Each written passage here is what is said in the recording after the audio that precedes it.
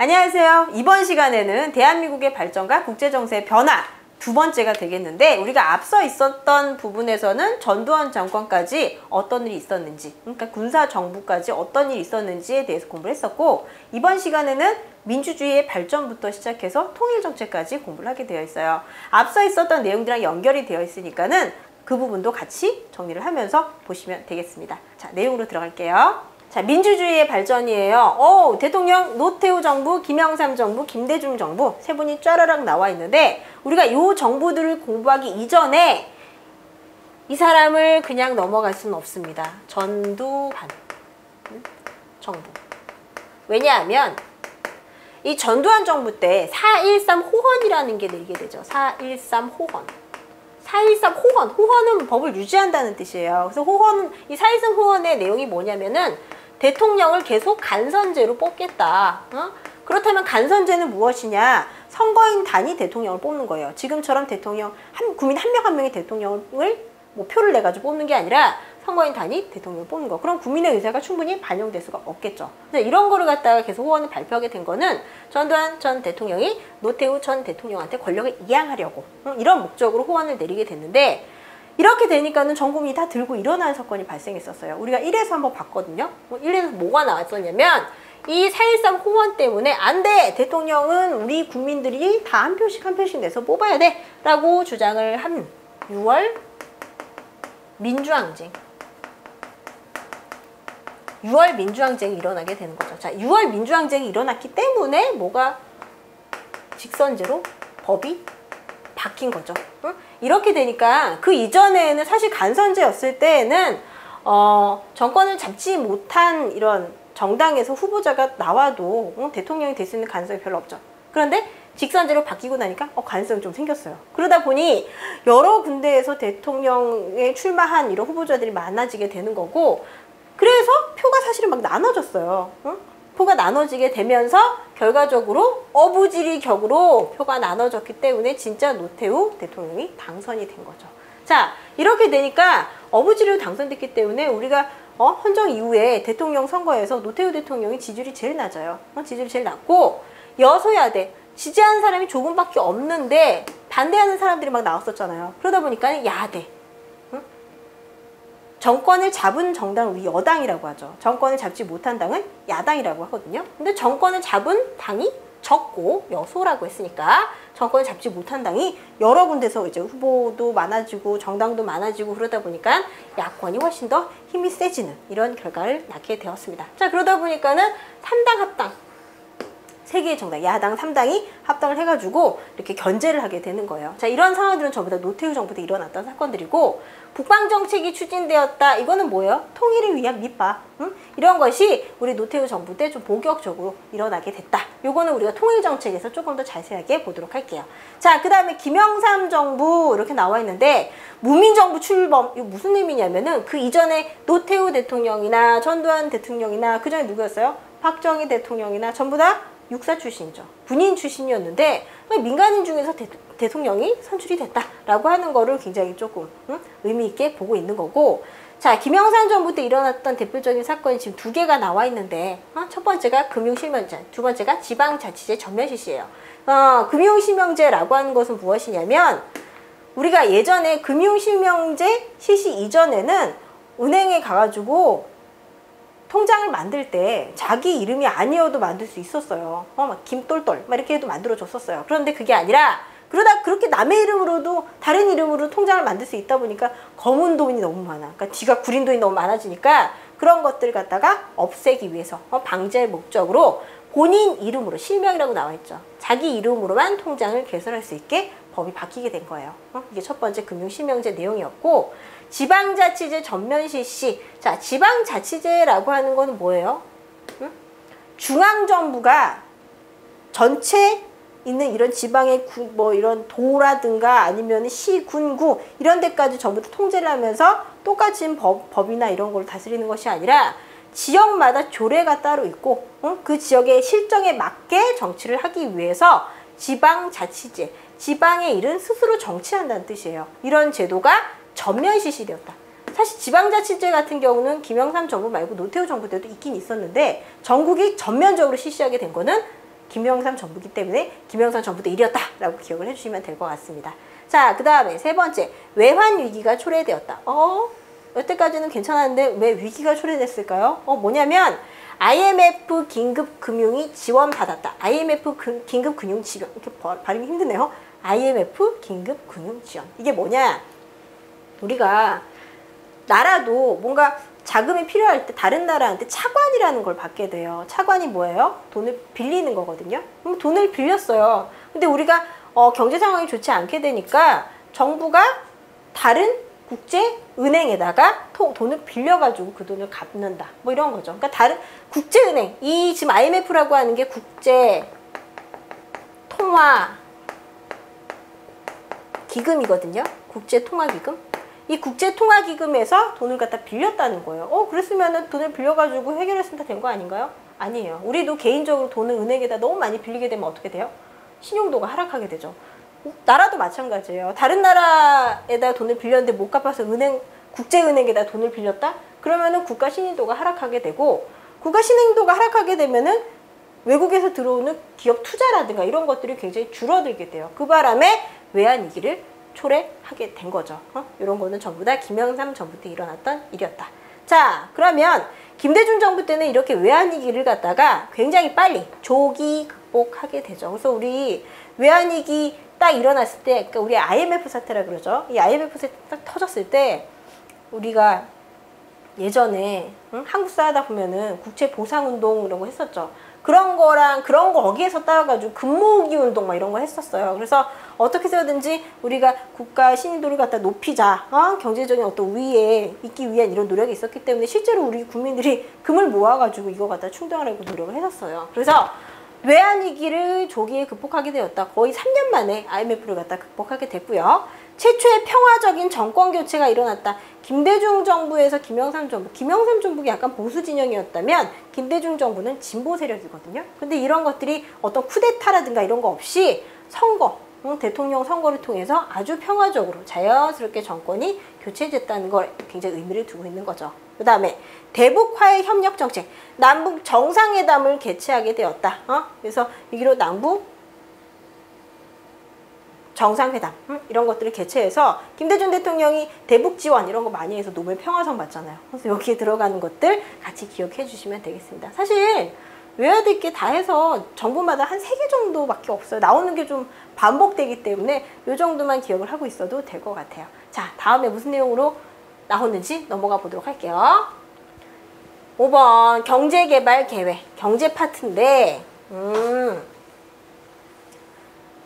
제1차, 2차 경제개발 계획. 제1차, 2차. 뒤에 3차, 4차도 있겠죠. 1차, 2차 먼저 볼게요. 배경, 자립경제 건설과 산업화의 기반 구축 필요. 박정희 정부의 수출 주도형 경제성장 우선 정책. 박정희 정부. 그러면은 경제개발의 첫 번째 부분은 지금 박정희 정부였다라고 하는 걸 먼저 머릿속에 기억해 둔 다음에 지금 1차, 2차가 전부 다 박정희 정부예요. 1차, 2차가. 왜냐면 대통령을 18년을 했으니까 얼마나 길어요. 그래서 1차, 2차. 자, 배경, 자립경제. 왜냐면 우리가 그 이전에 미국의 지원, 뭐 일본의 영향력 이런 것들이 굉장히 오랫동안 익숙해져 있었기 때문에 우리 스스로 경제를 갖다가 발전시키기 위해서 경제개발 계획을 갖다가 세우게 된 거예요. 근데 이게 사실은 제1차 경제개발 계획을 세웠다가 아니라 이 계획을 세운 거는 박정희 대통령 이전에 장면 내각 때 이미 경제개발 계획이 다 서 있어요. 지금 장면 내각 때. 이때 다 세워져 있었는데 본격적으로 실시한 게 박정희 정부였죠. 그래서 보면은 수출 주도형 경제 성장 우선 정책이다. 무조건 파는 거예요. 외국에다 무조건 팔아야지 돈이 들어오기 때문에 팔기 위해서 계속 공업을 갖다 육성하게 되는 거죠. 그래서 특징을 보면은 경공업 중심이다. 경공업. 이 경자 뭐예요? 가벼울 경자. 가벼운 공원이에요.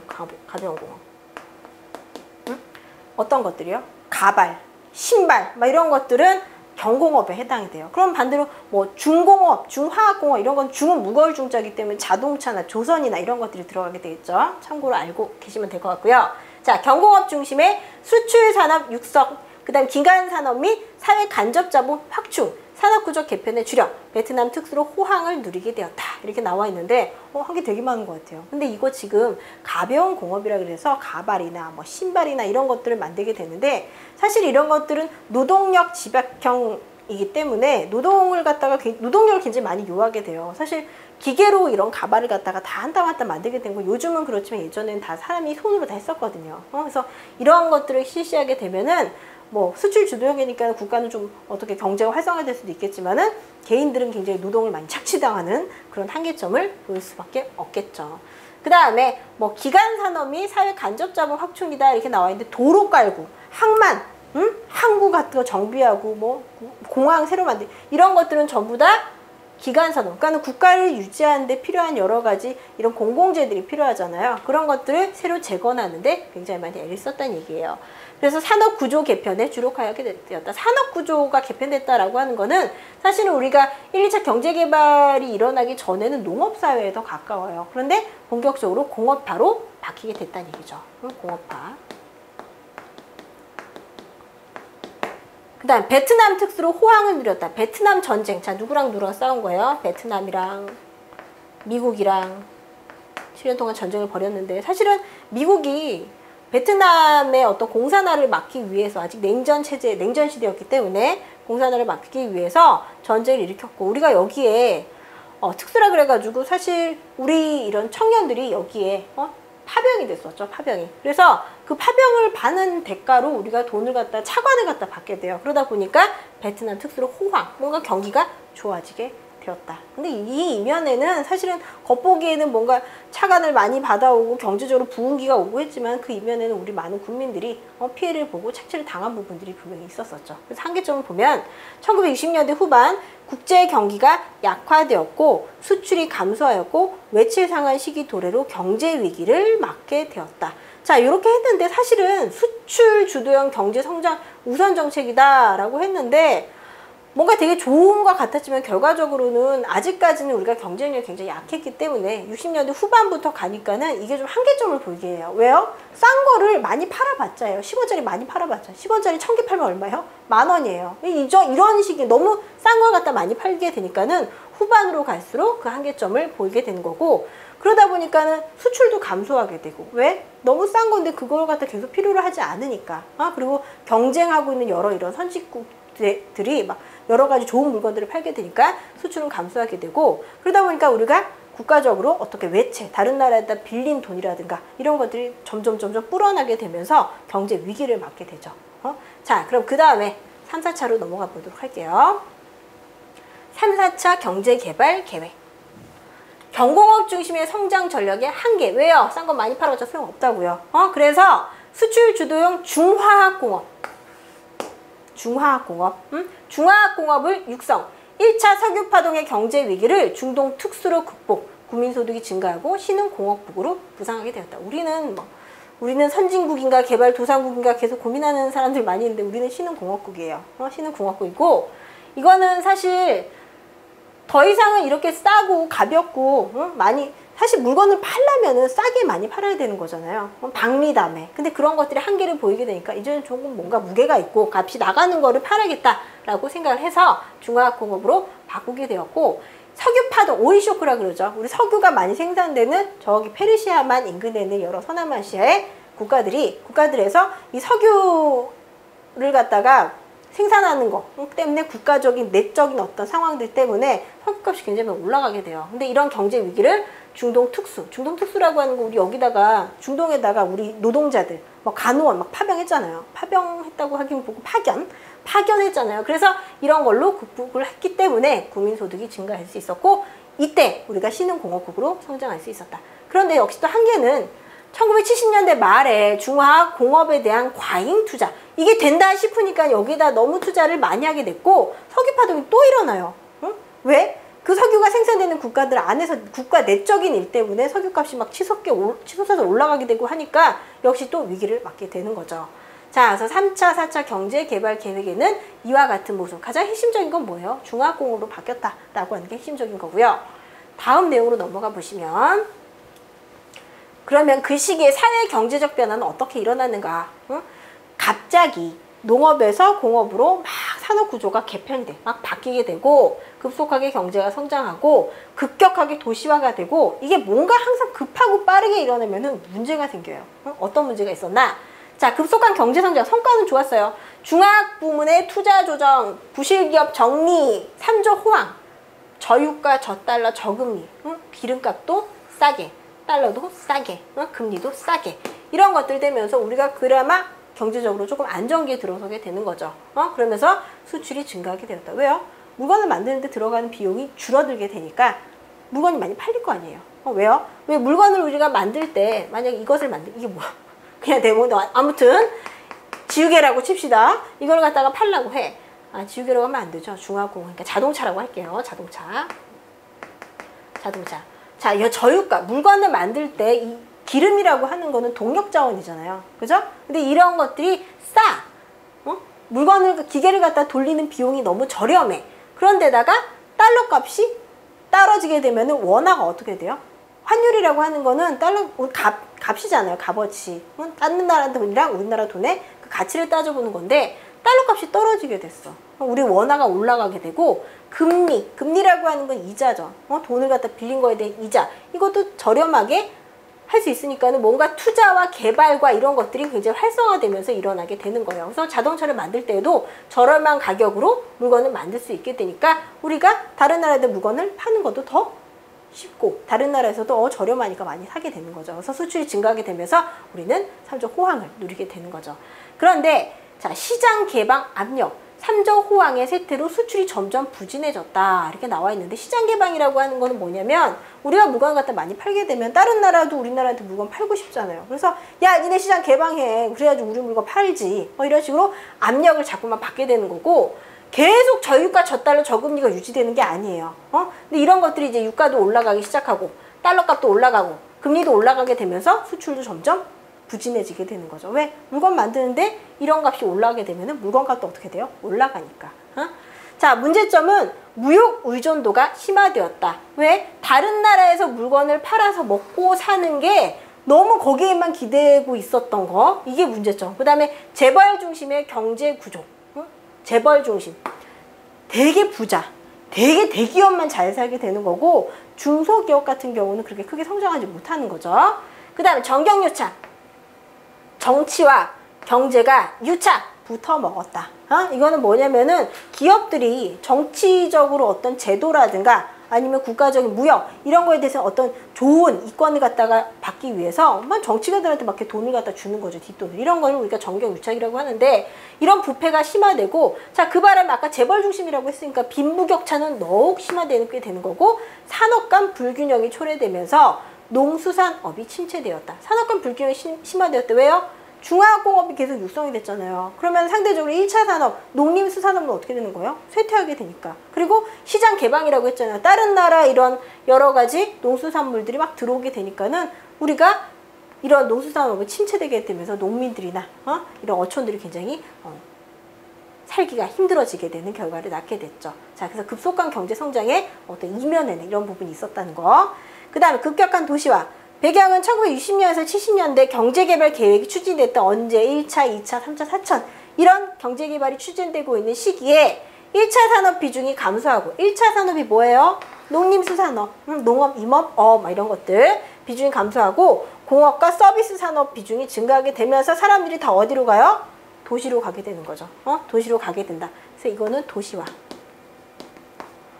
도시화가 진행이 되면서 이것 때문에 도시화가 일어나게 되는 거죠. 그러니까 도시화라고 하는 것 자체가 도시적 생활 양식이 다른 이런 농촌 지역까지 퍼져나가는 걸 도시화라고 하게 되는데 사실은 더 이상 농사를 짓거나 물고기를 잡거나 이런 일들이 돈이 안 돼. 그러니까는 점점 어디다가 비중을 두는 거예요? 공업이나 서비스업에. 그래서 이런 다른 지방, 지역에서도 도시화가 일어나게 되고 그리고 서울로 수도권 사람들이 막 몰려 들어오게 되니까는 뭐가 일어나는 거예요?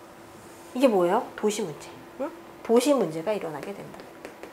모자라. 사람이 너무 많이 오니까는 교통도 복잡해지고 집도 모자르고 그리고 일자리도 모자라요. 실업난 이런 것까지 한꺼번에 일어나게 되는 안 좋은 상황이 발생하게 되는 거죠. 자, 그다음 뒤에는 또 무슨 내용인지 보도록 할게요. 노동운동 노동운동의 변화 이렇게 나와 있어요. 그러면 우리가 여태까지 한 얘기들을 쭉 보니까 뭔가 경공업 육성했다, 중화공업 육성했다가 노동비 낮춰가지고 가격 다운시켜서 박리담회로 많은 파는 걸 갖다 정부에서 주도했다. 그 과정에서 아까 어떤 일이 일어났다고 얘기했어요? 노동 착취라든가 이런 일들이 발생하기 때문에 거기에 대해서 사람들이 좀 각성을 하기 시작을 해요. 그래서 그 각성하게 된 대표적인 어떤 시발점 뭐가 있어요? 전태일 일사 분신 사건이 있겠죠. 자, 노동운동에 대한 관심이 증대되었다. 이 전태일 씨 같은 경우는 평화시장에 이 노동자였었는데 되게 우연한 기회에 이런 노동법을 갖다가 접하게 되는 거죠. 그리고 보고 깜짝 놀라는 거예요. 우리가 보통 막 12시간 잠 안 온 각성제 뭐 이런 것들을 먹으면서 일을 하면서 돈을 갖다 겨우 조금씩 받았었는데 이게 다 불법이라는 거예요. 8시간 근무를 하고 더 근무하면 초과수당을 받아야 되고 이런 것들이 법으로 명시가 되어 있는데 몰랐기 때문에 우리가 무지했기 때문에 이런 거를 우리 권리를 갖다가 제대로 누리지 못했다라고 하는 거를 전태일 씨가 알게 된 거죠. 그래서 온몸에다가 불을 질러서 이게 잘못됐다라고 하는 거를 알리기 위해서. 왜냐면 근데 그렇게까지 어떤 이슈화가 되기 위한 방법이 없어요. 지금처럼 뭐 SNS에다가 올리고 뭐 이런 게 아니니까. 그래서 분리 사건 때문에 사람들이 노동에 대한 관심을 조금 갖게 된 거죠. 그 다음 YH 무역 사건. 유신체제 몰락의 한 원인으로 이 YH 무역이라고 하는 건 사실 유령 회사인데 회사를 갖다 무역회사니까는 다른 데다가 물건을 갖다가 팔아먹는, 다른 나라에다가 물건을 팔아가지고 유지가 되는 회사잖아요. 그런데 여기 이 여직공들이 해고를 당하죠. 해고를 당하게 되면서 그 부당해고에 대해서 반대. 그러니까는 부당해고라고 하는 거의 개념도 사실은 전태일열서 분실사건, 노동법 이런 거에 대한 관심이 증대됐기 때문에 사람들이 그런 거에 대한 어떤 권리를 요구할 수 있게 된 거예요. 그래서 어쨌거나 YH 여직공들이 부당해고에 대해서 반대를 하면서 그 당시 이 김영삼 대통령이 국회의원으로 있을 때, 시민당 총재로 있을 때 거기 식민당사 앞에 가가지고 막 이렇게 농성을 하다가 여직공이 사망한 사건이 발생해요. 그래서 이 사건이 이제 일파만파 퍼지게 되면서 뭐 부마 항쟁 같은 거, 그러니까 거기에 대한 어떤 지금 정부 주도하에 일어나는 모든 공업화 정책이라든가 노동에 대한 이런 불합리한 처우 같은 거에 대해서 어떤 변화, 그 다음에 개혁 이런 것들을 요구하면서 전국적으로 사람들이 들고 일어나게 되는 거죠. 그래서 그 과정에서 이 유신체제가 몰락하게 되는 거고, 그 다음에 6월 민주항쟁, 대규모 노동운동이 전개되고 사무직 노동자 등도 참여하게 되었다. 6월 민주항쟁 아까 뭐 때문에 일어났다고 했어요? 대통령 간선제에서 직선제로 바뀌게 된 대표적인 사건이라고 얘기했었죠. 그랬었는데 그 대통령 직선제를 요구할 때에는 그 이전의 정부에서 노동자들도 굉장히 많이, 농민들도 물론이었고 노동자들도 물론이었고 굉장히 핍박받고 억압받고 뭔가 권리를 못 찾고 이런 상황들이 있었기 때문에 거기에 대한 어떤 개혁의 요구로 인해서 항쟁에 다 같이 참여를 하게 되는 거예요. 노조부터 시작을 해서 전국 노총만 다 참여를 해가지고 직선제로 바꿔달라고. 그래서 우리가 원하는 대로 정책 꾸려나갈 대통령을 뽑겠다. 그러니까 직선제로 바꿔라 라고 하는 요구가 일어나게 된 거예요. 그렇기 때문에 여기 노동운동이 전개되고 사무직 노동자도 참여하게 됐고 이런 것들이 노동운동의 변화에 같이 들어갈 수가 있는 거죠. 자, 그 다음 외환위기 이후에는 노사정위원회가 구성되었다. 외환위기 아까 뭐였어요? IMF였죠. IMF가 딱 터지고 나니까는 이거는 뭐 정부가 혼자서 이 경제를 갖다 맡아볼 수도 없는 거고 기업이 혼자 맡아볼 수도 없는 거고 그러니까 우리가 정부나 노동자나 기업이나 다 같이 힘을 합쳐서 어떤 협의에 의해서 경제가 이끌어져 가야 된다는 취지 하에 노동자, 사용자, 정부예요. 노동자, 노동하는 사람, 그 다음에 사용자. 사용자는 누구냐면 기업가, 사장님 얘기하는 거예요. 사용자. 그 다음에 정부가 함께 협의하에 경제가 돌아가야 된다라는 취지에서 이와 같은 노사정위원회가 구성이 되게 되는 거죠. 자, 그래서 노동운동의 변화까지 해서 어떻게 변신했는지 알아봤습니다. 다음 내용으로 넘어갈게요. 북한 체제의 변화. 북한 체제의 변화.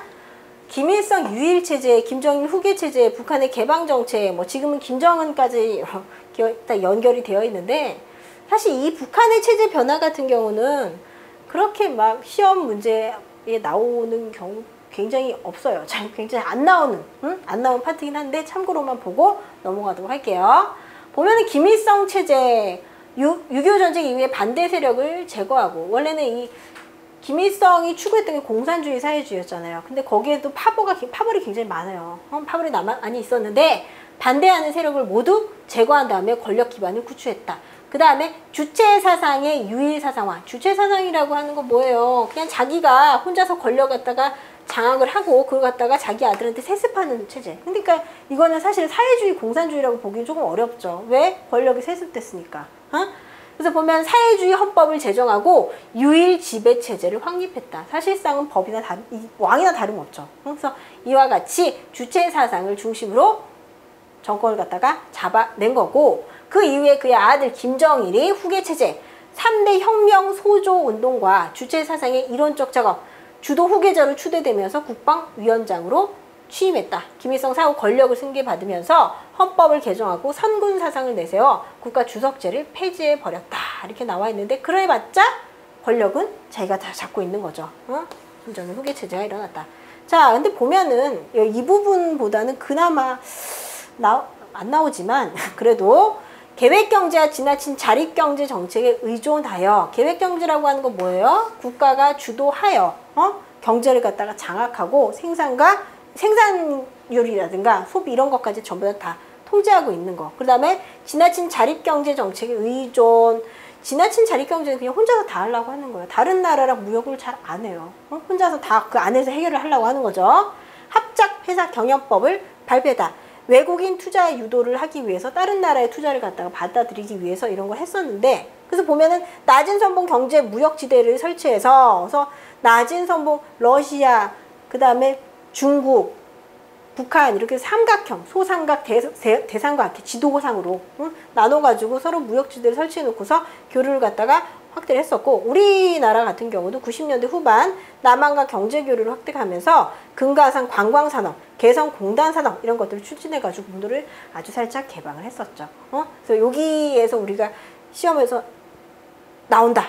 이런 것들은 이런 것들? 왜냐면 이 지금 금가산 관광산업이나 개성공단 산업 같은 것들이 언제? 김대중 정부 때 일어났기 때문에 김대중 정부에서 볼 수 있는 내용이고요. 전체적으로는 사실은 완전히 100% 안 나와 이렇게 말하기는 조금 약간 좀 그렇긴 하지만 그래도 굉장히 희소한, 왜냐면 우리나라에 나와 있는 그 5천년 반만년의 내용을 갖다가 25문제에 이렇게 틀어넣기도 아주 빡빡해요. 그렇기 때문에 북한 체제 변화는 거의 나올 확률이 없다. 한 20% 미만이다. 이렇게 보시면 되겠습니다. 자, 다음으로 넘어갈게요. 여기는 조금 나올만 하죠. 왜요? 통일정책이니까.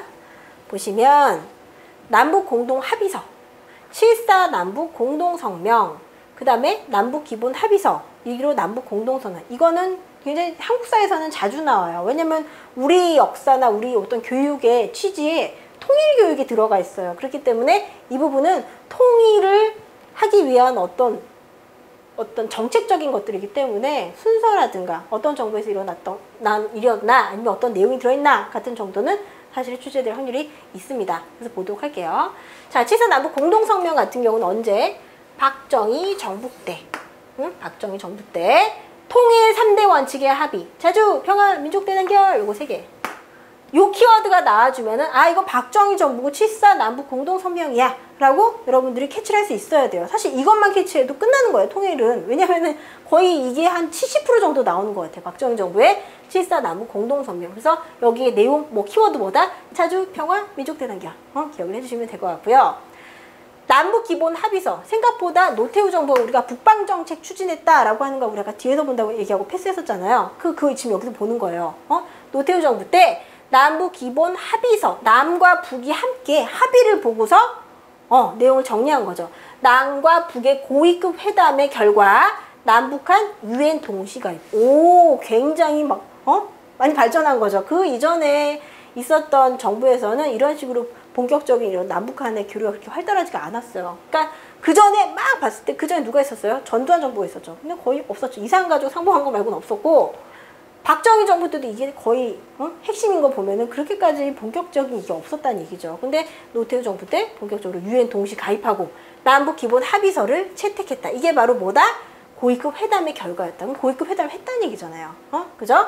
그 다음에 한반도 비핵화 공동선언. 지금은 의미 없는 것 같죠? 의미 없는 것 같지만 서로 뭐예요? 비핵화 협업하래요. 핵무기 만들지 말자. 핵무기 하지 말자라고 같이 약속을 한 거예요. 같이 약속을 한 게 바로 여기 남북기본합의서에 들어와 있던 내용이었다. 자, 그 다음에 6.15 남북 공동선. 이거는 너무 많이 나오죠. 왜요? 김대중 정부 때 대북 화해 협력 정책의 결과. 이것도 뭔가 대북 화해. 우리가 북한이랑 같이 싸웠잖아요. 사실은 전쟁은 싸우는 건데 싸우고 나서 화해하고 우리가 같이 뭔가를 도모하기 위해서 얘기를 나눠봤어요. 나눠봤더니 교류의 확대에 합의한다.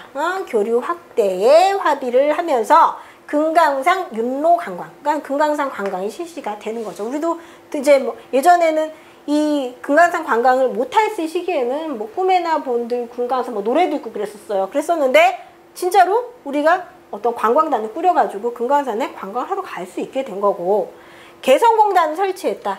개성이면은 지금 북한이잖아요. 근데 여기에 공업을 갖다가 공업지대를 갖다 만들어 놓고서 우리 기술력을 갖다가 계속 거기다가 보내주는 거죠. 그곳에 노동력을 이용하고. 그러니까는 어떤 교류가 있었다라고 하는 거. 그다음 경의선 철도 복구. 경의선 같은 경우는 신의주까지 뚫려 있는 철도예요. 근데 이걸 갖다가 어디에서? 그러니까 남에서 북으로 철도를 갖다가 뚫겠다는 얘기죠. 그러니까 그 전에 원래 뚫려 있었는데 38선 딱 갈라진 이후부터는 못 갔어요. 그래서 그 경의선 앞에 보면은 막 철만은 달리고 싶다 이렇게 크게 써 있거든요. 근데 그거 갖다가 복구를 시켜가지고 신의주까지 이어서 이걸 갖다가 시베리아 횡단 철도를 만들 거야. 굉장히 원대한 계획. 그 다음 이산가족 상봉 정례화. 이거는 뭐냐면 그 전에 어쩌다가 40년에 한 번 만나가지고 이제 보면은 이제는 못 본다 그러면서 뭐 울고불고 막 그랬던 적이 있었는데, 그게 아니라 1년에 몇 차례씩. 정례화라고 하는 거는 날을 갖다 정해놓고 1년에 몇 번, 아니면은 뭐 2년에 몇 번, 6개월에 몇 번 이런 식으로 정해가지고 상봉을 할 수 있도록 합의를 하게 된 거죠. 그래서 이와 같은 성과 때문에 김대중 대통령이 노벨 평화상을 받게 된 겁니다. 자, 내용을 갖다가 쭉 다 봤는데 하나하나가 굉장히 긴 것 같아요. 내용들이.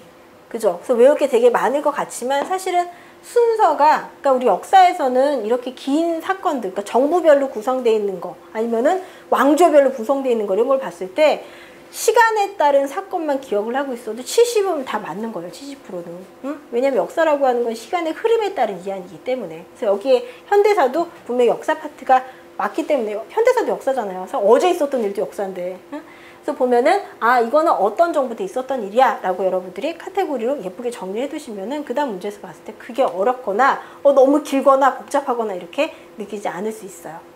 자, 문제로 넘어가 볼게요. 다음에서 설명하고 있는 정부로 옳은 것은 방금 봤던 내용 중에 하나였죠. 최초의 평화적인 정권 교체, 외환 위기를 극복했다. 대북 화해 협력 정책으로 남북 정상회담을 개최해서 노벨 평화상을 받았다고 방금 얘기했습니다. 누구예요? 바로 김대중 대통령 때 있었던 사건이었다. 자, 이런 식으로 문제가 출제되는 거예요. 보니까는 우리가 지금 했던 내용들에서 사실은 파트별로 뭐 민주주의, 그 다음에 경제, 사회, 뭐 노동, 그 다음에 통일정책 이런 식으로 구성해놨는데, 여러분들이 공부를 할 때는 이게 같이 나오기 때문에 정치, 경제 이렇게 나눌 것이 아니라 정부로 나눠놓는 것이 훨씬 더 공부하기에 유익하다. 그래서 뭐 박정희 정부였다. 그러면은 1, 2차, 3차, 4차 경제개발 계획. 그래서 1차, 2차를 또 구분해가지고 정리를 해두시고, 통일정책 뭐가 있었어요? 7.4 남북공동선언. 이렇게 한꺼번에 정리를 해주는 식으로 공부를 하시면 될 것 같습니다. 자, 8번 문제. 7번에는 답 3번이에요. 8번 문제. 다음은 3차, 4차 경제개발 계획의 내용으로만 묶인 것으로 옳은 것을 골라보자. 기업의 경공업 중심의 수출 산업을 육성한다. 이거는 언제예요? 1, 2차. 그 다음에 중동 특수로 극복했다. 국민소득이 증가했다. 그러니까 뭔가 경제개발을 일으켰는데 중동, 우리가 석유파동이 일어나게 되잖아요. 그랬는데 그래서 굉장히 침체기를 겪을 뻔했으나 중동 특수, 중동으로 우리가 노동자를 파견하고 뭐 간호사 파견하고 뭐 이렇게 해가지고 극복할 수가 있었다라고 하는 거는 요거는 3차, 4차 경제개발 계획의 내용이 되겠습니다. 자, 그래서 우리가 신흥공업국으로 구상할 수 있게 되었다라고 하는 것도 역시 3차, 4차 경제개발 계획의 내용이 맞고요. 리을의 기간산업 및 사회 간접자본 확충, 이거는 가장 바탕이잖아요. 어떤 산업화를 위한 도로를 깔고 철도를 깔고 이런 것들은 전부 다 기초적인 거기 때문에 언제 1차, 2차 경제개발 계획에 들어가는 내용이 되겠습니다. 자, 그럼 답이 몇 번이에요? 니은과 디귿이라고 했으니까는 3번이 답이 되겠지요. 그 다음에 9번 문제. 9번 문제는 다음 중 현대사회의 노동운동의 변화로 옳은 것을 골라보자 그랬는데 1번에 전태일 분신사건, 노동운동에 대한 관심이 증대되게 되었다. 요거는 벌써 답이 나왔네요. 답이 1번이네요. 전태일 열사가 우리 평화시장의 노동자였는데 노동법을 우연히 보고서 노동권에 대한, 우리 노동법에 의해서 이 노동자 권리에 대해서 자각을 하게 된 어떤 대표적인 사건이라고 얘기를 했었죠. 그 다음에 YH 무역사건. YH 무역사건이 유신체제 몰락의 계기가 되었다라고 했었고 6월 민주항쟁 대규모 노동운동이 전개되었다. 그다음 외환위기 이후에 노사정위원회가 설치되었다. 이렇게 연결 지어주면 되겠습니다. 자, 일단 마지막 문제예요. 10번. 다음에서 설명하고 있는 통일정책은 박정희 정부 통일의 3대 원칙에 합의했다. 자주, 평안, 민족 대단결 이거 뭐였다고요? 요것은 남북 공동선언, 7.4 남북 공동선언. 요거는 거의 제일 많이 나오는 부분의 하나라고 아까 우리가 얘기했었죠. 그럼 나머지 6.15 남북 공동선언, 그 다음에 남북 정상회담, 이거는 전부 다 어디예요? 요거는 김대중 정부. 그 다음에 남북 기본합의서. 남북 기본합의서 같은 경우는 언제예요? 이건 노태우. 이렇게 되겠죠. 그래서 10번 같은 경우는 몇 번이 답이다? 3번이 답이 되겠습니다. 자, 여기까지 다 정리를 해봤는데 우리가 현대사 같은 경우는 대통령으로 정리하는 게 가장 효과적인 방법이라고 아까 언급을 했었어요. 그래서 보시면서도 조금 헷갈리는 부분이 있었다라고 하면은 다시 한번 정리해서 다시 한번 이렇게 카테고리화를 정리하는 것도 중요하지만 무엇보다도 그 안에 있는 자세한 내용들을 갖다가 먼저 캐치를 하는 것도 순서라고 할 수 있겠죠. 여기까지 보시느라고 수고 많으셨습니다. 감사합니다.